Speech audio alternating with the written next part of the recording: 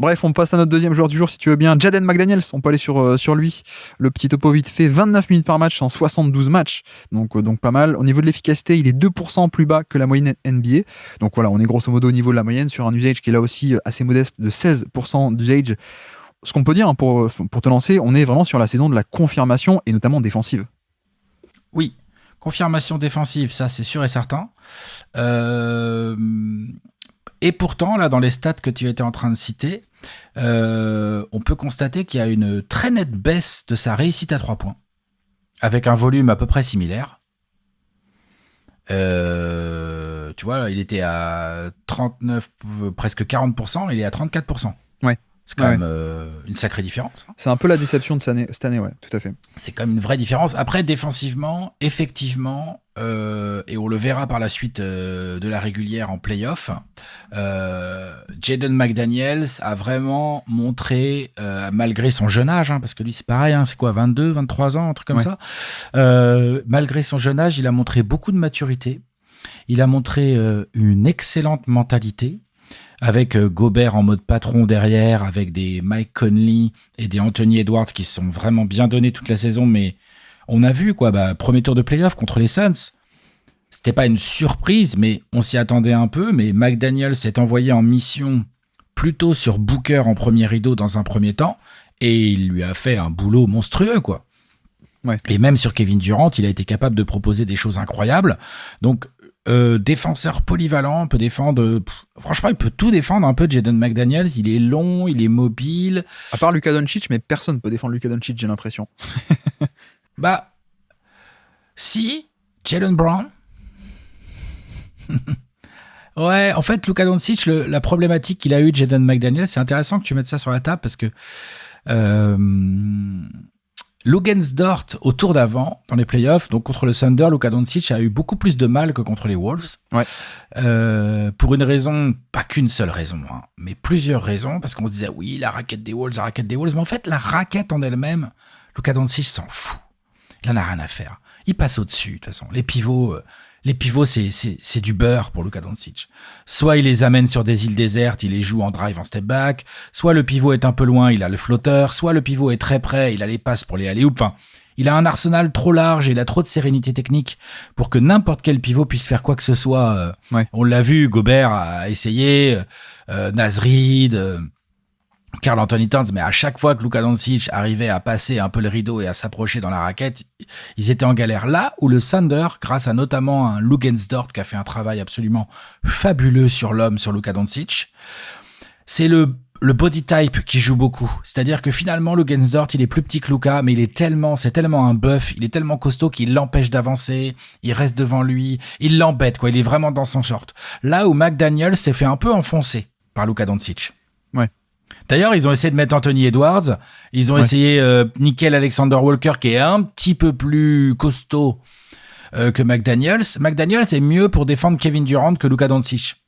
Ouais, c'est ça. Il peut défendre Luka Doncic, attention, hein, mais comme tu l'as très bien dit, Luka Doncic est très compliqué. Et on retrouve ce truc-là en finale, où des Jrue Holiday plus petits que Luka Doncic, ou Jaylen Brown, sensiblement de la même taille que Luka Doncic, mais des mecs vraiment bien plus tankés que Jaden McDaniels, ont vraiment fait chier Luka, quoi.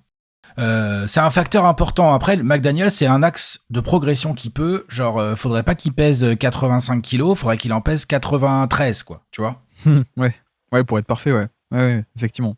Ouais, mais tu vois, en même temps, c'est son seul défaut, c'est ça, en termes défensifs, c'est le côté épaisseur peut-être, mais de l'autre côté, sa grande force, c'est d'être aussi léger, c'est la navigation d'écran, où il est fabuleux, quoi. C'est navigation d'écran, longueur de bras, les contestes de McDaniels, c'est une dinguerie. Là-dessus, c'est un niveau d'agilité et de mobilité qui est génial. Et de compréhension de ce qui se passe, de l'attaque, parce que lui, il défend ou sur l'homme ou sur un gars qui est off-ball, et dans les deux cas, il n'y a pas de shoot ouvert. Et tu vois, vu qu'on parle un peu des exceptions, l'exception Luka Doncic, il souffre un peu, mais à la limite beaucoup aussi, mais L'autre côté, l'autre exception, c'est un mec qui défend extrêmement bien Stephen Curry grâce à ça, en fait. Grâce à ce côté agilité, mobilité. Tu vois, il y avait un match en début d'année contre les Wolves, justement, où il y a Gobert qui commence à faire des drops. Donc, il reste bas par rapport à l'écran. Et tu te dis, non, mais pourquoi vous faites ça contre Stephen Curry? C'est la mort, quoi. Tu laisses le pull-up à 3 points, tu vas mourir, quoi. Il faut jamais faire ça face à Curry. Mais ça marche parce que, en fait. Quand t'as McDaniels. Exactement. T'as McDaniels qui arrive à traverser l'écran et donc qui supprime tout décalage.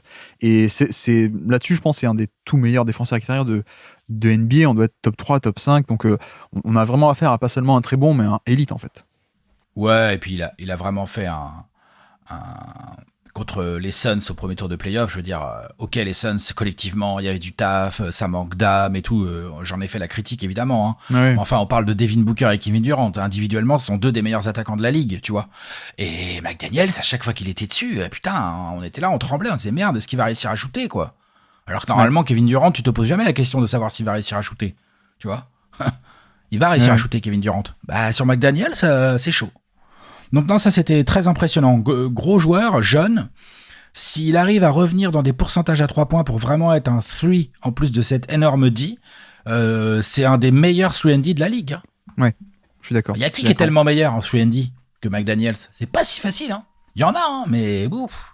Il y en a des plus complets en attaque, on va dire, déjà, mais peut-être moins bons en défense. Est-ce qu'ils sont aussi forts en défense? Ouais, voilà, c'est ça. Ouais, exactement, on est d'accord. Mais tu vois, sur l'attaque aussi, c'est ça qui est marrant, c'est que à la base, à l'époque de la fac, c'était un mec qui avait un peu de création, quoi, justement. Alors qu'en NBA, ça a l'air un peu limité. Mais on retrouve des restes de ça, on va dire, parce que le jump shot, pour l'instant, le 3 points, comme tu dis, c'est un peu aléatoire. On est passé de 40 à 34, donc on aimerait un peu plus.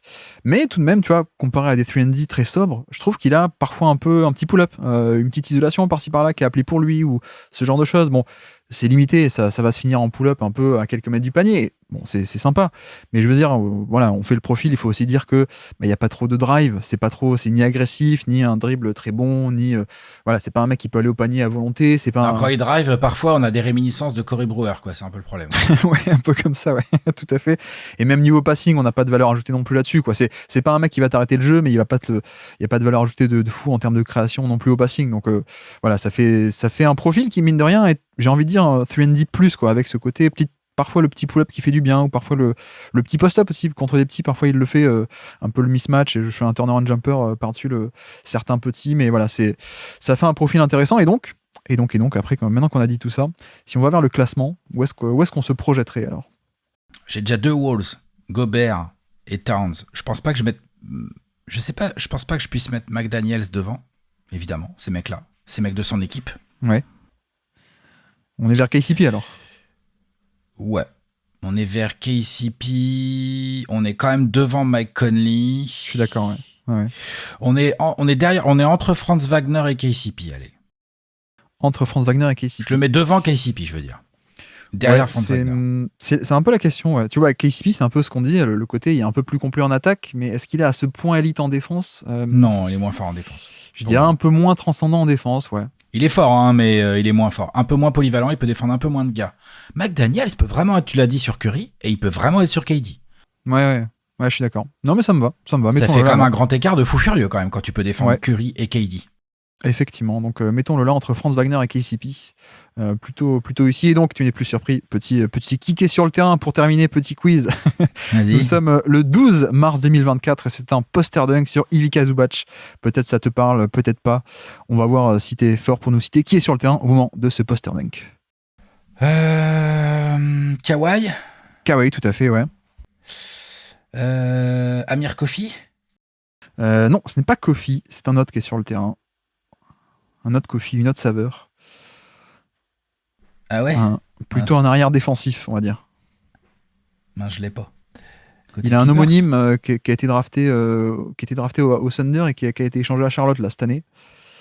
Un mec des Clippers.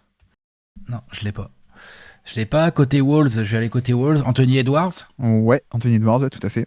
Mike Conley, ouais, classique. Ok. Quoi, c'était la classique avec Towns et Gobert? Classique, exactement, tout à fait.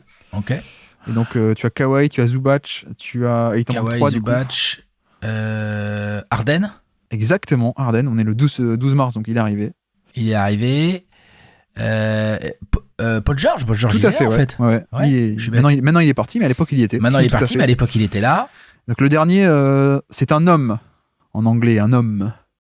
Ah, Terrence Mann. Exactement. Je vois que tu as pris des cours d'anglais, tu as compris mon N'est-ce indice.